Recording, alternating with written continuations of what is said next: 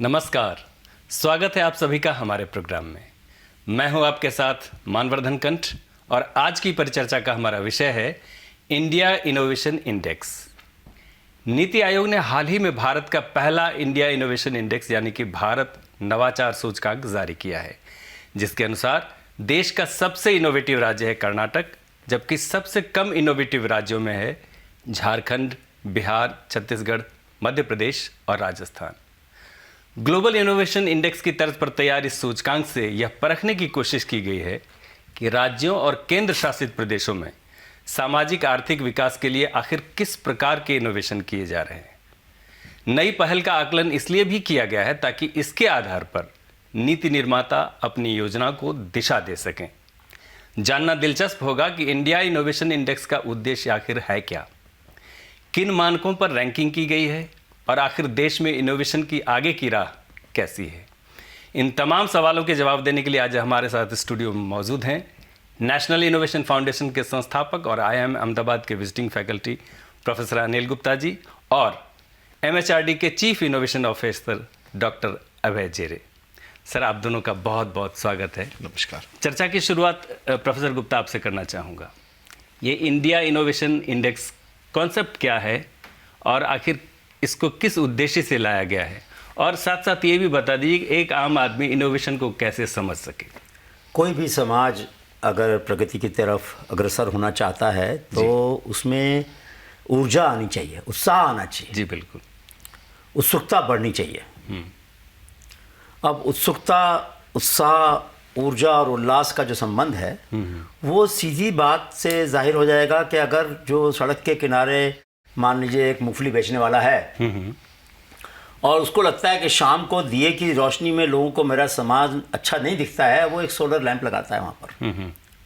और एक कोई साथी है वहाँ पर, वो कहता है आप सबके लैंपों को चार्ज मैं कर दूंगा, आप मुझसे 2 घंटे के लिए लेके जाओ, आपको खरीदने के लिए पैसा खर्च करना जरूरत नहीं है। तो एक नया बिजनेस मॉडल बन गया। 2 घंटे के लिए वो बंदा 5 रुपया, 2.5 रुपया, 2 रुपया देता है, उसने कोई पैसा निवेश नहीं किया उसके अंदर, ग्राहक को सुविधा हो गई सामान खरीदने में, उसका काम चल गया। एक मोची है जिसके पास एक लोहे का त्रिकोण होता है बहुत पहले से, सैकड़ों सालों से, कील निकालना, हाँ, कील जिसके ऊपर जूता रख के वो कील निकालते थे, कील ठोकते थे। अब आजकल तो जूतों में कील नहीं होती है। हाँ बिल्कुल। ठीक है, तो उसका परिवर्तन नहीं हुआ अगर, तो वहां पर हमारी सृजनशीलता गौण हो गई। या तो सिलाई होती है सिलाई होती है या चिपकाया जाता है। जी जी जी। तो जिन देशों ने कोशिश की कि वो औजार, वो तरीके जिनसे आम आदमी जिंदा रहता है, उनके अंदर परिवर्तन आए, नव सृजनशीलता आए, एक तो ये बात जाहिर होनी चाहिए इनोवेशन इंडेक्स में। दूसरी बात आनी चाहिए कि जो संभावनाएं हैं हमारे अंदर, जिनका अभी तक हमने पूरा आकलन नहीं किया है, वो संभावनाओं को पूरी आज़ादी मिले फलित होने के लिए। तो उसके लिए क्या होना चाहिए? इनेबलिंग सिस्टम, यानी कि ऐसा समर्थन सहयोगी समाज बने जिसमें अगर किसी व्यक्ति की प्रतिभा है कुछ नया करने की, उसको पूरा सहयोग मिल जाए व्यवस्था की तरफ से, और उसके जो परिणाम है उन परिणामों से लाभ बाकी समाज को भी मिले। यानी आप बातचीत के शुरू में ही आप ये कहना चाह रहे हैं कि हर व्यक्ति को इसमें शामिल होना जरूरी है। हर व्यक्ति को शामिल होना चाहिए, और बड़ा सरल तरीका है इनोवेशन करने का। इनोवेशन में क्या करते हैं हम लोग? एक पदार्थ है जी, एक प्रक्रिया है, एक उसका इस्तेमाल है, और उस इस्तेमाल को फैलाने की प्रक्रिया है। ये 4 बातें हैं। किसी में नयापन होना चाहिए, इस एक सब में कम से कम नयापन होना चाहिए, या सब में नयापन होना नहीं, एक में कम से कम नयापन हो। तो मान लीजिए कि जैसे नीम है जी, नीम में एक कंपाउंड होता है, एक रसायन होता है एजाइलिडेक्टिन। जी जी। ठीक है, अब वो पदार्थ तो जाना हुआ है, औषधीय गुण भी जाना हुआ है। औषधि गुण भाई कीड़े रोकने के लिए काम आता है। निकालने का तरीका भी अगर पारंपरिक है तो इसमें तो कोई इनोवेशन नहीं। लेकिन अगर ऐसा तरीका हो जिससे धूप के अंदर इसका विखंडन नहीं हो, हाँ, वो और ज्यादा समय तक इसको हम रख सकें, वो इनोवेशन हो गई। बिल्कुल सही। और अगर इसका कोई नया तरीका, नया इस्तेमाल मिल जाए, जिनके सिर पे बाल नहीं होते हैं वो अगर इसका इस्तेमाल करें तो बाल लग जाते हैं, इसका एक पेटेंट है। अच्छा। हाँ, तो वो एक नया इस्तेमाल हो गया। एस्पिरिन थी, सिर दर्द के लिए इस्तेमाल करते थे, बाद में पता चला कि इससे खून पतला भी हो जाता है। हाँ, जिसका ब्लड प्रेशर होता है वो इनोवेशन हो गया। तो वो एक इनोवेशन हो गया। तो मतलब कि जब भी कोई पदार्थ, प्रक्रिया या उसका इस्तेमाल अथवा तो उसको फैलाने की प्रक्रिया, बिजनेस मॉडल जिसको कहते हैं, कहीं ना कहीं कोई नवीनता होनी चाहिए। तो उससे हम बड़े सरल तरीके से अपने आसपास की जिंदगी में देख सकते हैं। किसान है, वो कहता है यार पानी को जड़ के पास नहीं डालूंगा, 2 लाइन है कपास की, उसके बीच में पानी दूंगा। हाँ, पानी तो बिल्कुल चाहिए भी नहीं, नमी चाहिए होती नमी है। चाहिए, और क्या होगा कि जड़ें जो है पानी की तरफ जाएंगी, तो उर्वरा शक्ति तो ऊपर की सतह में ज्यादा होती है। हाँ, बिल्कुल। आप जड़ के पास पानी दोगे तो पानी की जड़ नीचे जाएगी, नीचे तो उर्वरा शक्ति नहीं है ना, नुकसान ही ये करेगी। इनोवेशन हो गई। हाँ हाँ हाँ। किसी किसान ने खेत में गया, कोई पौधा अलग दिखा, लगाया, ये तो बड़ा अच्छा है।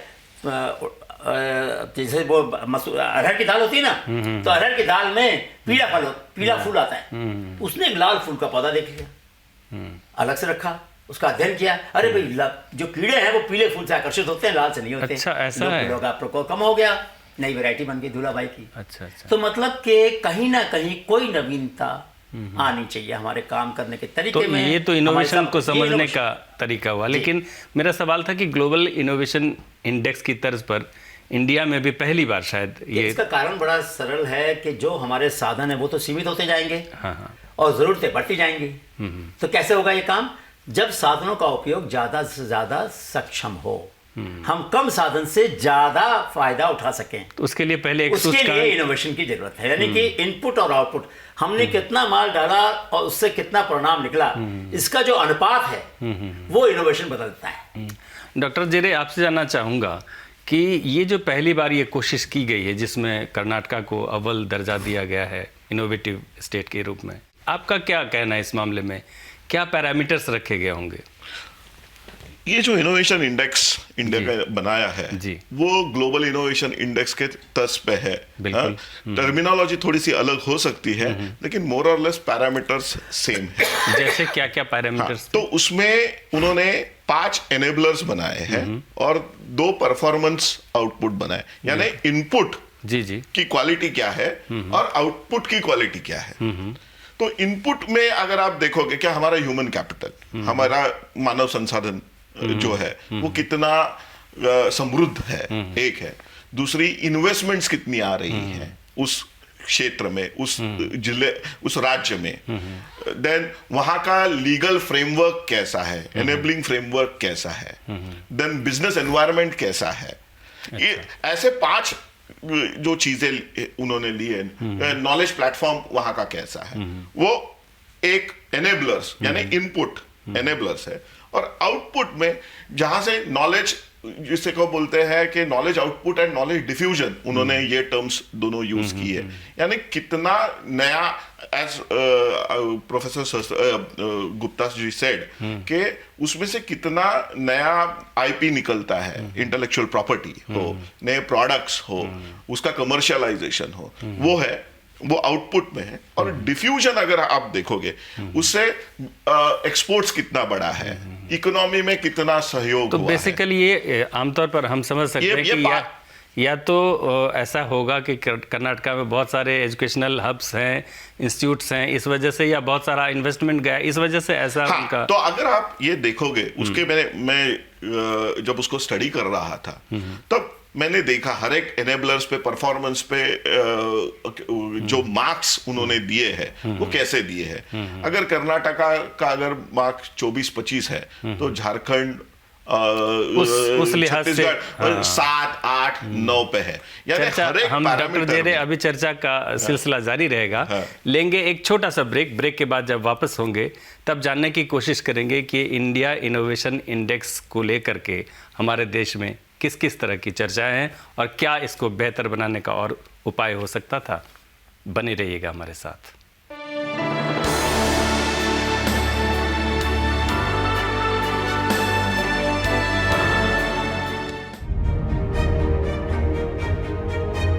इंडिया साइंस एक इंटरनेट आधारित विज्ञान वेब चैनल है। ये चैनल भारत सरकार के विज्ञान और प्रौद्योगिकी विभाग द्वारा शुरू किया गया है, जिसका कार्यान्वयन और प्रबंधन विज्ञान प्रसार कर रहा है। इंडिया साइंस www.indiascience.in URL पर उपलब्ध है। इस द्विभाषीय चैनल की विषय वस्तु हिंदी और अंग्रेजी में उपलब्ध है। इस चैनल को इंटरनेट की सुविधा वाले किसी भी उपकरण पर देखा जा सकता है। ये वीडियो प्लेटफॉर्म विज्ञान और प्रौद्योगिकी के ज्ञान के प्रसार हेतु समर्पित है। विशेषकर भारतीय दृष्टिकोण, लोकाचार और सांस्कृतिक संदर्भ में वैज्ञानिक जागरूकता फैलाने के लिए दृढ़ प्रतिबद्ध है। ये पहल विज्ञान और प्रौद्योगिकी विभाग द्वारा समर्थित है। इंडिया साइंस मोबाइल ऐप्स को गूगल प्ले स्टोर और एप्पल स्टोर से डाउनलोड किया जा सकता है।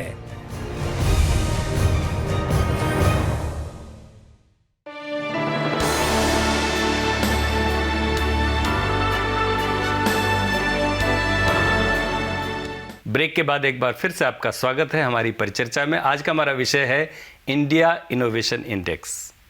प्रोफेसर गुप्ता, अभी बात चल रही थी, डॉक्टर जेरे ने कहा कहीं न कहीं से मूल रूप से देखें तो शिक्षा को एक इंजन के तौर पे कह सकते हैं, इनोवेशन का इंजन। अगर शिक्षा इनोवेशन का इंजन है तो उसमें क्या कुछ किया जाना चाहिए कि सबकी भागीदारी सुनिश्चित हो सके? जो इंडेक्स बना है उसमें भी जो सहायक मापदंड बनाए गए, जो मानक बनाए गए, उनके अंदर ह्यूमन कैपिटल यानी कि जो मानव संसाधन हैं उनकी बड़ी भूमिका आकलन की गई। और उसमें काफ़ी अच्छी बातें हैं कि कितने लोग उच्च शिक्षा की तरफ जा रहे हैं, कितने लोग कंप्यूटर्स के साथ संबद्ध हैं, इस तरह की बातें आई। लेकिन इसको और अगर हम अच्छा सुदृढ़ बनाना चाहें भविष्य के लिए तो उसमें हम 3 बातें और जोड़ सकते हैं। एक तो ये कि पाठ्यक्रम जो है स्कूल से लेकर यूनिवर्सिटी तक का, उसमें कितने उदाहरण हमने उन लोगों के लिए जिन्होंने नवसर्जन किया है। अच्छा, यानी समाज टेक्स्ट बुक में ही शामिल कर ले, पाठ्यक्रम में शामिल कर लिया जाए। छोटे से छोटा बच्चा भी पहली क्लास से लेकर 5वीं क्लास तक उसको नई नई चीजों का अनुभव हो, वो सवाल पूछना शुरू करे और नए नए प्रयोग करना शुरू करे। तो प्रयोग धर्मिता, कितना वो पाठ्यक्रम प्रयोग धर्मी है, और दूसरा उसमें कितने उदाहरण हैं नव सर्जन के। तीसरी बात होती है कि पाठ्यक्रम के अंदर एक ऐसी व्यवस्था हो कि जहां पर जड़ता आ गई है समाज में, जिसको कहते हैं कि ऐसी जरूरतें जिनको अभी तक पूरा नहीं किया गया, उनका आकलन करने की व्यवस्था हो हर विषय में। भाषा का विषय है तो भाई भाषा के अंदर जो हमारी बोलियां हैं उसमें क्या उनका समावेश हमारे पढ़ाने के तरीके में हो रहा है? बच्चा तो माँ से वही बोली सुनता है, स्कूल में आकर दूसरी भाषा सुनता है, कहीं ना कहीं उसकी सीखने में कमी हो सकती है। जो भी समस्याएं समाज की अभी तक पूरी नहीं हुई, चाहे वो उद्योग में हो, चाहे वो कृषि में हो, पशुपालन में हो, किसी भी क्षेत्र में हो, उनकी जड़ता को दूर करने के लिए कितने नए अनुसंधान शुरू किए गए, कितने इसको पढ़ाना चाहिए पढ़ाई में। दूसरी बात आई जैसे निवेश की। अब निवेश में कई सारे लिया गया वेंचर कैपिटल। वेंचर कैपिटल तो बहुत बाद में आता है, जब आपका माल बाजार में पहुंचने लगता है, आपको बड़ा करना पड़ता है, तब वेंचर कैपिटल आता है। सेलेबल हो जाता है। अर्ली जब आपका विचार एक सूक्ष्म अवस्था में है, सिर्फ स्वप्न है, उसको परिणाम देना है, जैसे बारक करता है डिपार्टमेंट ऑफ बायोटेक ने, उस अवस्था पे किस सरकार ने, किस राज्य ने कितनी सहायता की कोशिश की। मतलब गुजरात ने जैसे एक स्टूडेंट इनोवेशन पॉलिसी बना दी, स्टार्टअप पॉलिसी बना दी, तो उन्होंने 10 लाख तक का धन बच्चों को देने की व्यवस्था। लेकिन सर इनोवेशन इंडेक्स में गुजरात का तो बहुत अच्छा रैंक नहीं है, क्योंकि वहां पर हमने अमूल है, उतने क्रांतिकारी परिवर्तन किया। बिल्कुल। हमने किस इनोवेशन से कितना उसका प्रभाव पड़ा नवसर्जन का समाज पर, उसका आकलन नहीं किया। हमने ये नहीं देखा कि जब बच्चे के पास कोई भी कौशल, कोई भी प्रमाण नहीं है अपनी क्षमता का, सिर्फ एक विचार है, उस विचार में साधन निवेश करने के लिए क्या सरकार की कोई योजना है? अगर है तो कुछ विचार पनपेंगे, कुछ विचार खत्म हो जाएंगे, कम से कम मौका तो मिले। तो निवेश के अंदर एक ये कमी है, और ये कमी सरकार को ही करनी पड़ती है। बाजार की व्यवस्था या प्राइवेट सेक्टर का जो निजी क्षेत्र का जो निवेशक है वो ज्यादा जोखिम नहीं उठाता है, ज्यादा जोखिम सरकार को उठाना पड़ता है। तीसरी बात आई उसके अंदर के नॉलेज वर्कर है, मतलब कि ज्ञान के जो काम करने वाले लोग हैं उनकी क्या तादाद है। ज्ञान तो खाली औपचारिक क्षेत्र में नहीं होता है, अनौपचारिक क्षेत्र में नवाचार तो हर जगह, नवाचार तो सब क्षेत्रों में होता है। तो हमने ज्यादा ध्यान दिया सिर्फ औपचारिक क्षेत्र के ज्ञानवानों का। तो जमीनी स्तर के जो नवसर्जक है उसका आया, ग्रासरूट इनोवेटर का आया, लेकिन उसके आंकड़े कहाँ से इकट्ठे किए मुझे समझ में नहीं आया। क्योंकि जो गुजरात में सबसे ज्यादा होना चाहिए था, तो कहना है वहां पर हजारों है, हनीबी नेटवर्क पूरा वहां जन्म हुआ, तो हमारे पास तो हजारों लाखों थे, वहां तो 15-12 ऐसा कुछ स्कोर दे रखा है, जो कि बहुत ही साधारण सा स्कोर तो हो सकता है अब जो तैयार किया जाएगा तो उसमें उसका सही तरीके से निवेश हो। बिजनेस एनवायरनमेंट, गुजरात में बिजनेस एनवायरनमेंट में एक सिंगल विंडो क्लियरेंस है, तभी तो वहाँ एंटरप्रेन्योरशिप, वहाँ उद्यम इतना बड़ा है। मेरे मन में भी प्रश्न आ रहा था कि उस हिसाब से तो गुजरात और वहाँ की ब्यूरोक्रेसी, वहाँ की जो प्रशासनिक व्यवस्था है वो दखल नहीं देती जाता आपकी जिंदगी में। आप अपने जीवन को आप कैसे चलाना चाहते हैं उसके लिए बड़ा मुक्त वातावरण है। फिर एक चीज आई, जैसे वहां पर आया कि सेफ्टी और लीगल एनवायरनमेंट, सबसे ज्यादा सुरक्षित महिला गुजरात के शहरों में है, क्योंकि रात के 12 बजे भी आप देखेंगे तो बच्चे बाजार में घूम रहे हैं, काम कर रहे हैं, कोई पूछने वाला नहीं है, वो नहीं पकड़ पाए आप। वो हम ये जो इंडेक्स है उसको पकड़ नहीं पाया क्योंकि कई सारे विकसित क्षेत्र ऐसे हो सकते हैं जहां पर महिलाएं सुरक्षित नहीं रहती। मैं कहता हूं कि महिलाओं की सुरक्षा एक बड़ा मापदंड होना चाहिए बिजनेस एनवायरनमेंट। महिलाओं को पूरे भागीदारी का मौका मिलना चाहिए। बिल्कुल बिल्कुल। वो भी तो एंटरप्रेन्योर बन सकती है, वो भी सर्जन कर सकती हैं। तो हमें कुछ ऐसे दाखिले डालने पड़ेंगे जिससे हम आगे बढ़ सकें। अब नॉलेज आउटपुट की बात आ गई, फिर कैसे नापे जाए।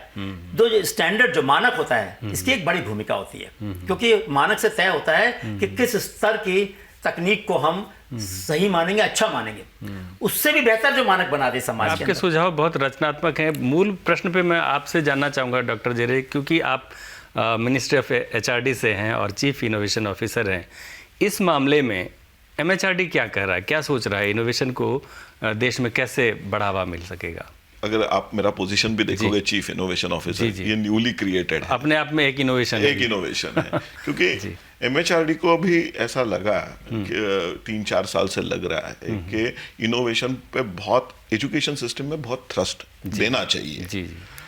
अगर आप ब्लूम्स टैक्सोनॉमी अगर आप जानते होगे तो वो एक मापदंड होता है कि कोई भी अपने एजुकेशन सिस्टम के लिए, अगर हम देखें एनालाइज करेंगे तो हमारा एजुकेशन सिस्टम वो जो बेसिक उसका जो सबसे बेसिक लेयर है रिमेम्बरिंग, उसके यानी swallow and vomit kind of education system which we have, rote learning and then it goes through creative analysis and optimize and then it goes to the top which is creativity।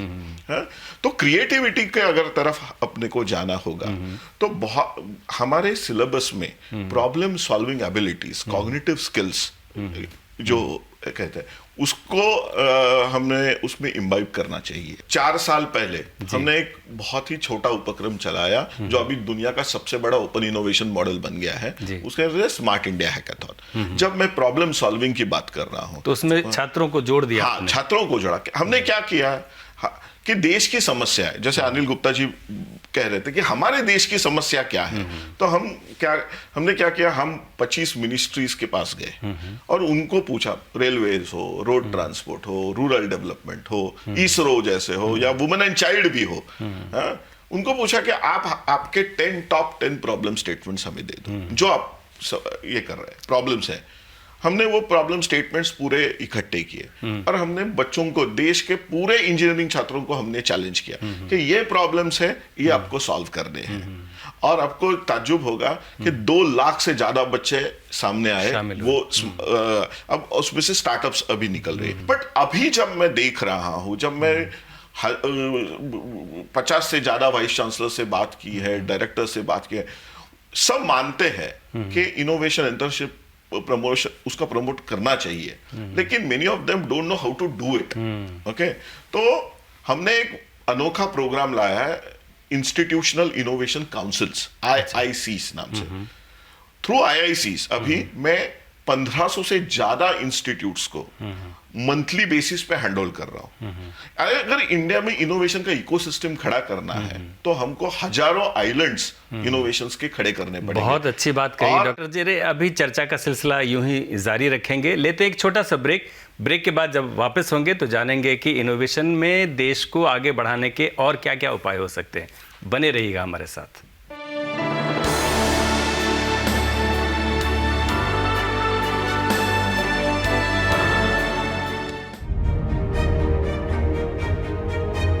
India science एक internet आधारित विज्ञान web channel है। ये channel Bharat सरकार के विज्ञान और प्रौद्योगिकी विभाग द्वारा शुरू किया गया है, जिसका कार्यान्वयन और प्रबंधन विज्ञान प्रसार कर रहा है। इंडिया साइंस www.indiascience.in URL पर उपलब्ध है। इस द्विभाषीय चैनल की विषय वस्तु हिंदी और अंग्रेजी में उपलब्ध है। इस चैनल को इंटरनेट की सुविधा वाले किसी भी उपकरण पर देखा जा सकता है। ये वीडियो प्लेटफॉर्म विज्ञान और प्रौद्योगिकी के ज्ञान के प्रसार हेतु समर्पित है। विशेषकर भारतीय दृष्टिकोण, लोकाचार और सांस्कृतिक संदर्भ में वैज्ञानिक जागरूकता फैलाने के लिए दृढ़ प्रतिबद्ध है। ये पहल विज्ञान और प्रौद्योगिकी विभाग द्वारा समर्थित है। इंडिया साइंस मोबाइल ऐप्स को गूगल प्ले स्टोर और एप्पल स्टोर से डाउनलोड किया जा सकता है।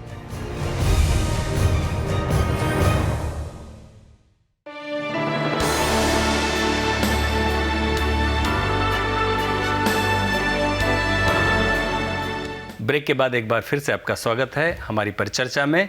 आज की परिचर्चा का विषय है India innovation index. Professor Gupta, अभी जो चर्चा चल रही थी, हमारा देश मान लीजिए इनोवेशन में बहुत आगे बढ़ रहा है, क्योंकि ग्लोबल इनोवेशन इंडेक्स को अगर देखें 2019 का 52nd रैंक हमारा आ गया। कहाँ हम 5 साल पहले बहुत पीछे थे, अभी 52वें स्थान पे हैं। तो जब भी इनोवेशन की बात चलती है तो एक वर्ड दिमाग में आता है पेटेंट। उससे पता चलता है कि कितना इनोवेशन हो रहा है। इस मामले में भारत की क्या स्थिति है, ज़रा बताएंगे? देखिए, ऐसा है, दोनों तरह के नवसृजन पे हमें ध्यान देना चाहिए। वो जो बौद्धिक संपदा से संचालित है, पेटेंट है, और जो खुला मुक्त इनोवेशन है, ओपन सोर्स जिसको कह सकते हैं, जो कोई भी इस्तेमाल कर सकता है। मेरा पूरा अटट विश्वास है कि हम समाज की प्रगति को खाली पेटेंट से नहीं नाप सकते, दोनों तरह की। लेकिन पेटेंट में हमारी स्थिति बहुत अच्छी नहीं है। अगर आप देखें कि जो हिंदुस्तान में जो पेटेंट फाइल करते हैं और चाइनीज जो चाइना में करते हैं, वो 10 गुना फर्क है उसके अंदर। अगर हम 15,000 करेंगे तो वो 1.5 लाख करते हैं, इतना फर्क है हमारे पेटेंट फाइलिंग में। दूसरा, अगर हम देखें कि हिंदुस्तानी 25,000 रोज हर साल फाइल होते हैं, जिसमें इंडियंस का शेयर जो है वो 1/3 है। बाकी बाहर की जो कंपनियां हैं वो हिंदुस्तान के अंदर पेटेंट फाइल करती हैं। अमेरिकी कंपनी फाइल कर लेती है, हम चूक जाते हैं। हम कम कर रहे हैं देश के अंदर। अगर हम देखें विदेश के अंदर, यानी अमेरिका में हमने कितने पेटेंट फाइल किए, तो मैंने पिछले सालों का पूरा डेटा उठाया और देखा कि जो हमारी सारे विश्वविद्यालय हैं उनका शेयर टोटल जो हमने पेटेंट फाइल किए अमेरिका में, उसमें 3-4% से कम है। CSIR, council of scientific industrial research, जो बहुत बड़ा संस्थान हमारा नेटवर्क है, 3500 लैब, 38 लैब का, उनका शेयर है 1/4। अच्छा, हाँ। और बाकी संस्थाओं वजह क्या हो सकती है सर? वजह मेरे ख्याल से शायद यही है कि हमने उतना जोर नहीं दिया विश्वविद्यालयों में और बाकी संस्थानों में, और अभी बताएंगे इस बात को कि भाई आप दोनों काम कर सकते हो, आप पेटेंट भी फाइल कर सकते हो, पब्लिश भी कर सकते हो। ऐसा नहीं है कि आप पेटेंट फाइल करके पब्लिश नहीं कर सकते। उसकी एक शर्त है शायद कि अगर हमने पब्लिश कर दिया तो फिर पेटेंट नहीं कर सकते। नहीं, ऐसा नहीं है। एक बात और भी बताऊं, जैसे आयुर्वेद है, आयुर्वेद तो हमारे देश का ज्ञान है, पूरी दुनिया में फैलाया। कुल 44 पेटेंट हैं हिंदुस्तानी ने जो किए। अमेरिका ने 850 पेटेंट किए, बड़ी विडंबना। जापान ने किए और देशों ने किए, हमने क्यों कम करे? डॉक्टर जेरे, आपको शामिल करना चाहूंगे यहाँ पे। आपका क्या मानना है, कैसे यहाँ चूक हो रही है? तो basically awareness, IP patent related awareness अभी भी हमारे एजुकेशनल इंस्टीट्यूट्स में कम है। दूसरी चीज है, उसके लिए जो रिसोर्सेस भी लगते हैं वो भी कभी कभार उनके पास होते नहीं है। पेटेंट फाइल करना एक बात है, बाद में उसको मेंटेन करना वो भी। अब तो बहुत सारे संस्थाएं हैं, जैसे जहाँ पे NIF है, टाइफैक है, बहुत सारी संस्थाएं जो आपको इनोवेशन पेटेंट अगर है, इनोवेशन है तो पेटेंट करा के दे सकती है। तो इसमें तो अभी बहुत सारे प्रोग्राम्स आ गए, लेकिन उनका एक जो कन्वर्जन अच्छी तरह से होना चाहिए इम्पैक्ट के लिए, वो अभी भी नहीं हो रहा है। इसीलिए हम अभी इस महीने या अगले महीने एक बड़ा प्रोग्राम आईपी लिटरेसी पे हम लॉन्च करने वाले हैं। हम सोच रहे हैं कि अगले साल में 10,000 पेटेंट्स सिर्फ हमारे एजुकेशनल इंस्टीट्यूट से अगर फाइल कर पाए तो एक वो बहुत बड़ी संख्या होगी। उससे क्या होगा, एक इंस्टीट्यूट्स में कल्चर बन जाएगा कि आइडिया आइडेंटिफाई कैसे करें, उसको प्रोटोटाइप कैसे करें, प्रायर आर्ट सर्च कैसे करें, अगर पेटेंट फाइल करना है तो उसकी मेथोडोलॉजी क्या है, and they will go through that entire motion. And once they get through that entire motion, वो एक इकोसिस्टम वहां खड़ा हो जाता है छोटा सा। यानी इन फ्यूचर देन कोई भी अच्छा हो तो वो, और जैसे मैं पहले बोल रहा था कि हमको 1000 आइलैंड्स ऑफ इनोवेशन अगर खड़े करने हैं तो patent is an integral part of it. तो वो पूरा एक इनोवेशन इकोसिस्टम खड़ा हो जाएगा। तो उस दिशा में हम काम कर। गांधी जी ने 1929 में 24 जुलाई एक अंतरराष्ट्रीय प्रतियोगिता घोषित की और 7,700 पाउंड, यानी कि उस समय का 1 लाख रुपया, आज 10 करोड़ की कीमत होगी इसकी, उसका इनाम दिया। किस लिए? भाई नए तरीके का चरखा बनाना है। और कहा उसमें गांधी जी ने कि कोई भी इसके अंदर अपना भागीदारी कर सकता है, लेकिन अगर इनाम चाहिए तो पेटेंट का अधिकार आपको खादी प्रयोग समिति को देना पड़ेगा, ताकि हम पूरे देश में उसको मुक्त कर सकें। अच्छा। ये जो व्यवस्था है कि सरकार चैलेंज हर जिला स्तर पर, राज्य स्तर पर, ब्लॉक स्तर पर हमको चुनौतियां देनी चाहिए।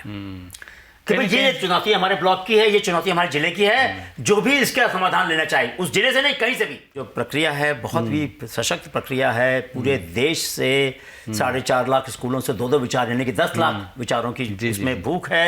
और 1 लाख बच्चों को 10,000 रुपये दिया जाता है। NIF उसके लिए जिम्मेदार है, साइंस और टेक्नोलॉजी डिपार्टमेंट की तरफ से।